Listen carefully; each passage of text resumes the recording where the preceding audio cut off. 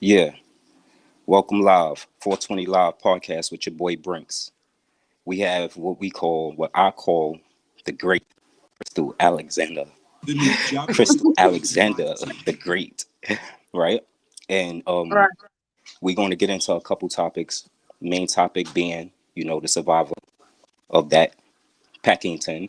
But I'm gonna let you explain everything after you let the people know, the viewers know who you are, where you from, and your story.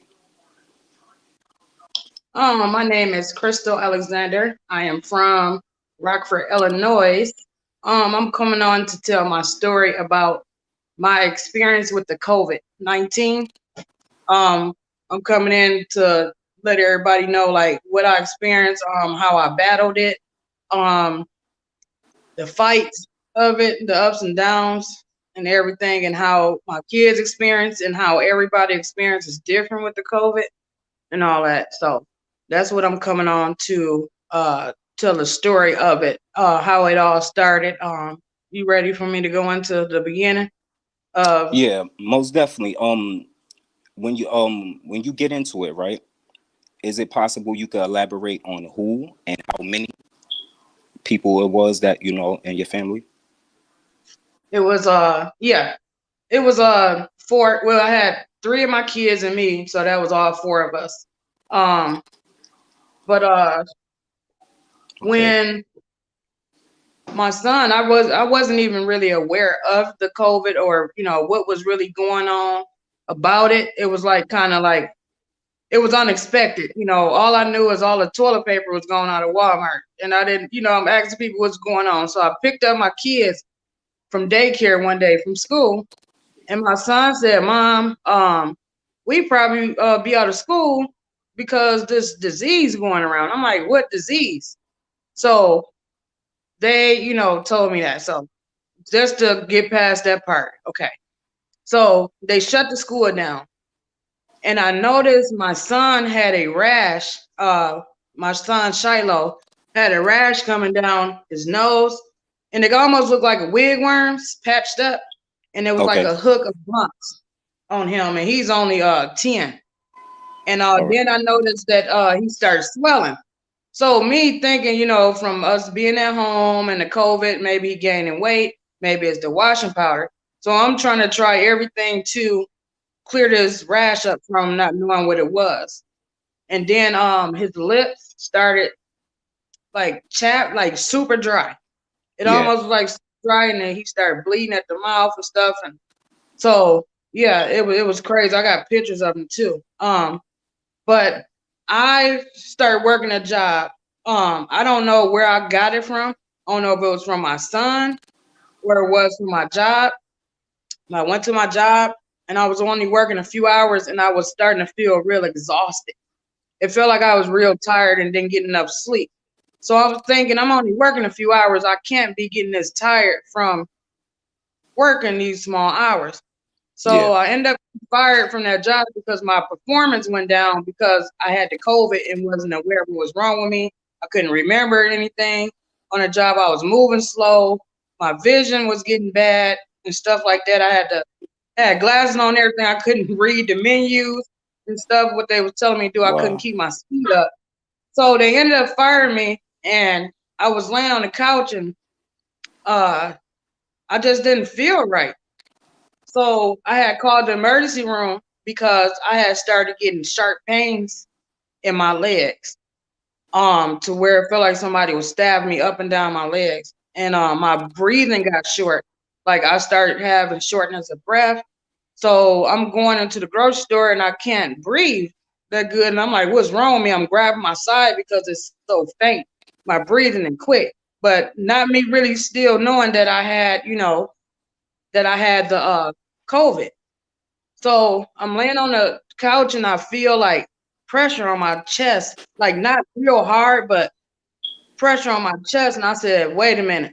It took me like 5 hours to get up. I kept saying, I'm going to the store again. I'm going to the store. And I couldn't really get up. So I knew something was wrong. And I said, you know what? I'm going to call the ER and stuff. They refused me to come in and get tested because I didn't have a cough with my COVID.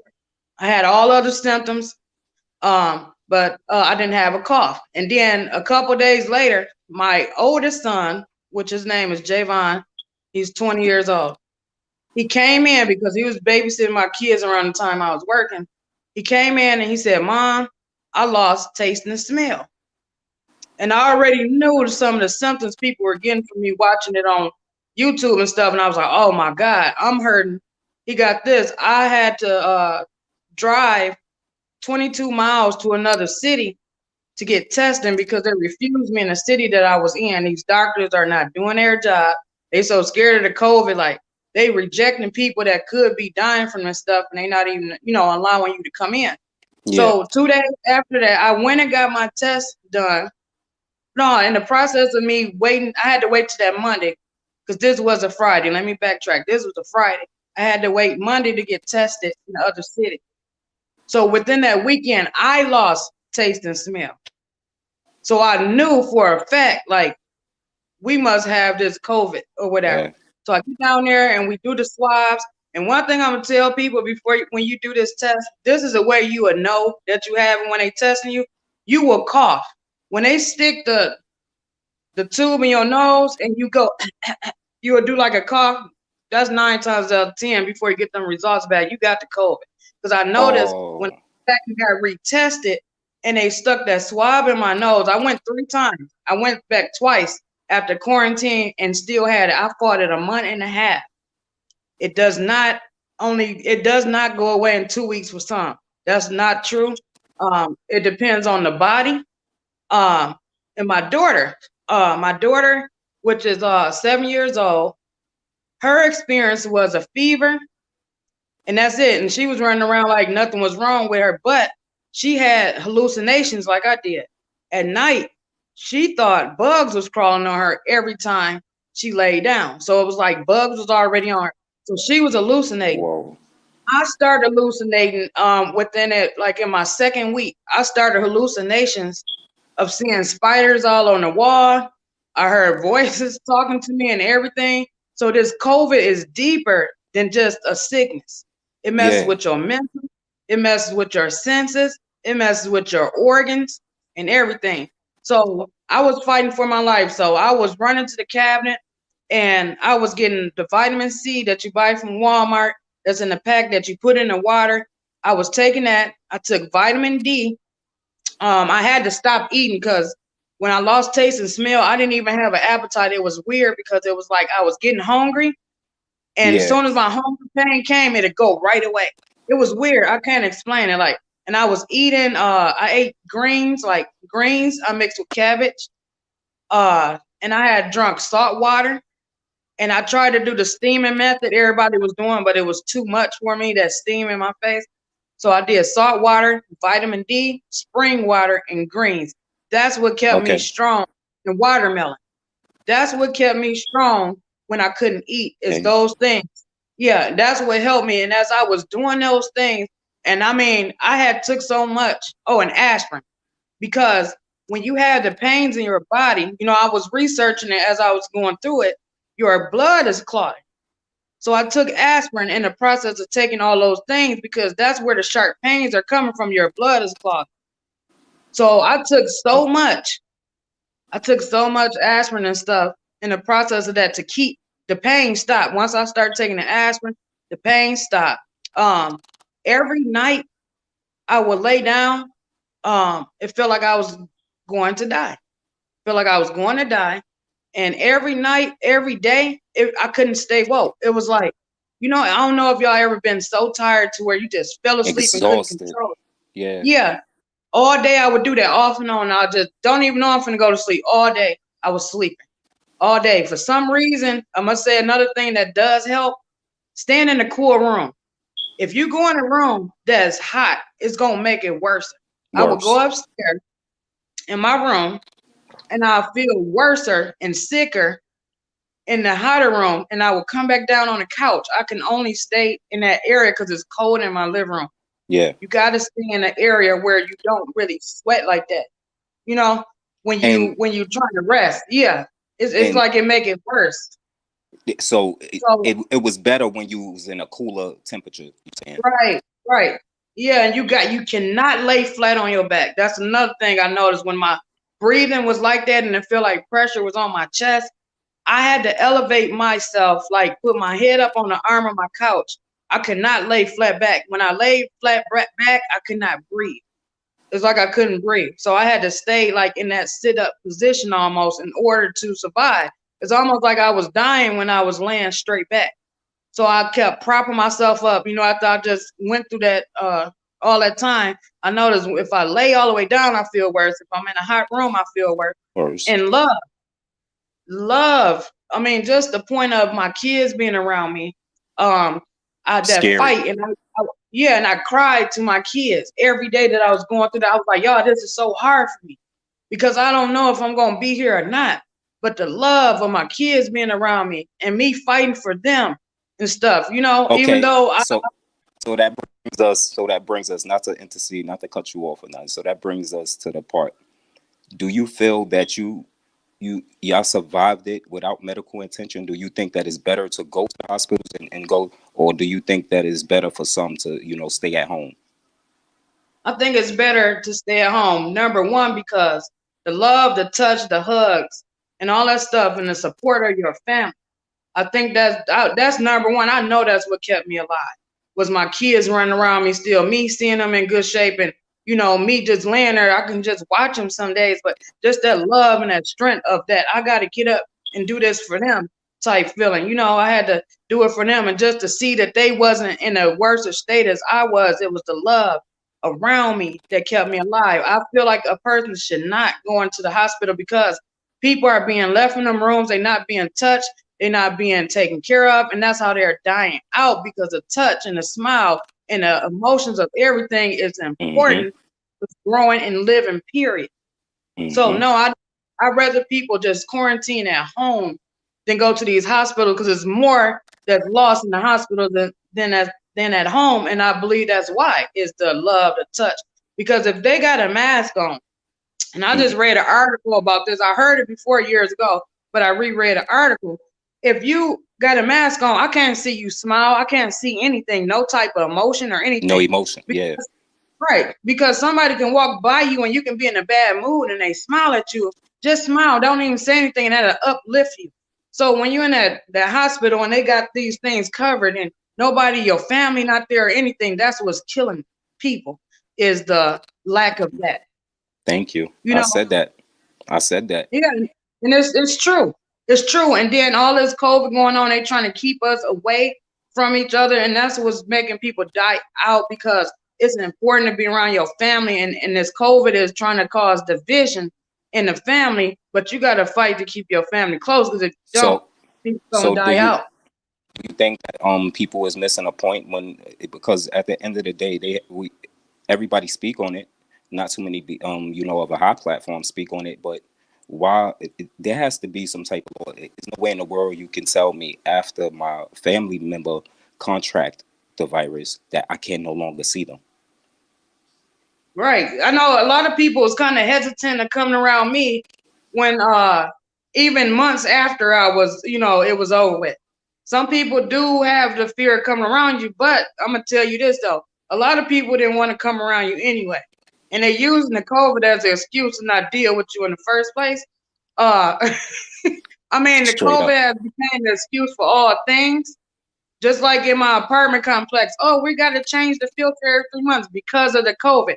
Everything is because of the COVID. Everybody's using that as an excuse to not Hmm. deal with you anyway, And some of them, it's okay. And some of them I don't want around me anyway. But it's the point of everybody's taking that into an excuse. It's beyond, that. People just don't want to be around you anyway, because they go around other people. They go around other people, but they say that's the reason why they don't come around you. But you can catch it from somebody that's not aware that they have it. So it's the same thing, right? So Exactly. yeah.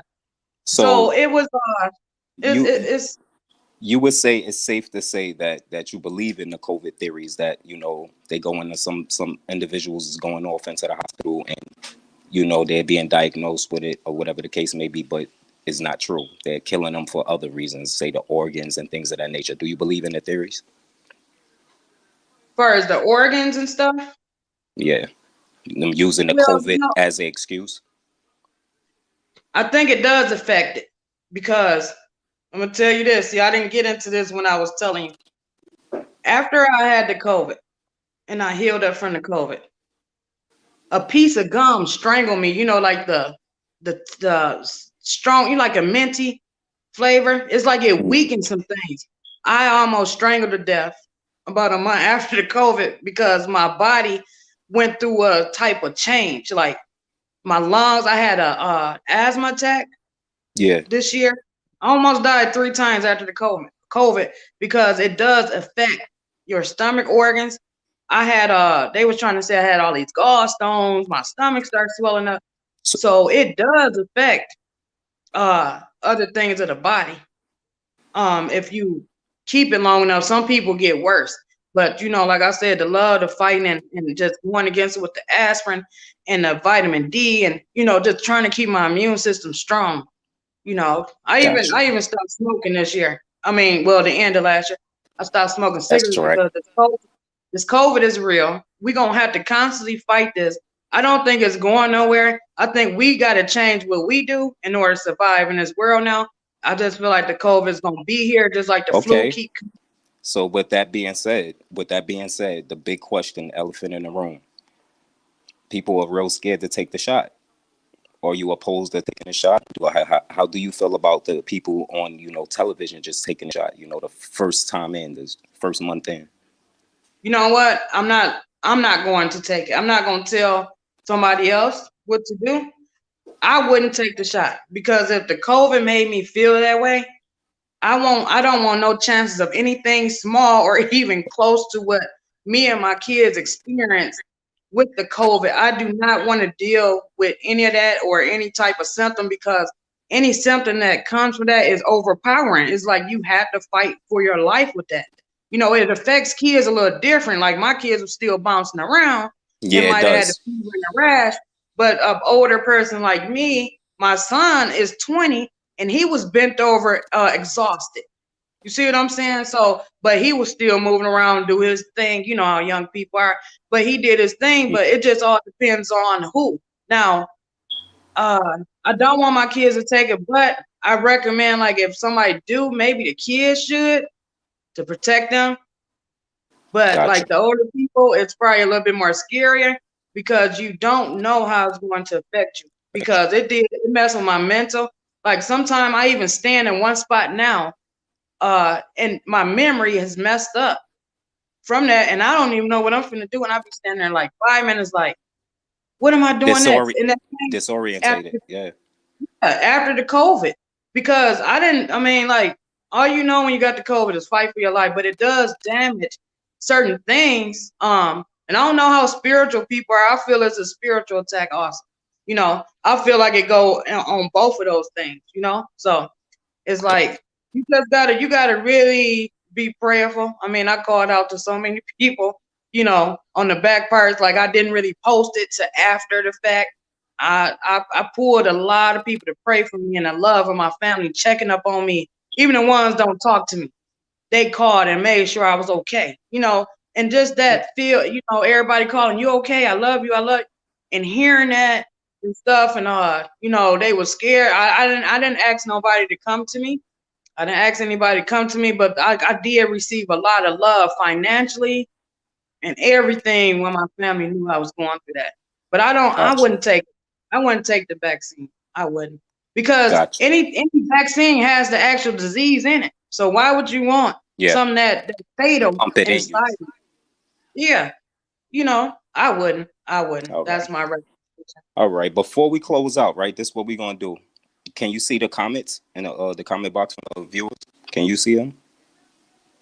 Okay, it says it's just like the flu. It has different strands. Yes. Yeah, it does have different strands.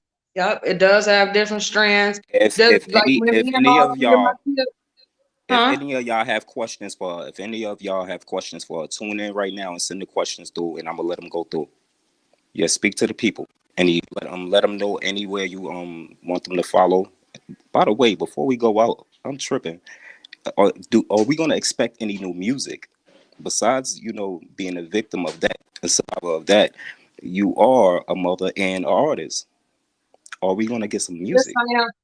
In 2020, I will be. I'm actually in the process of relocating, and probably in June, I think I'll be releasing something else.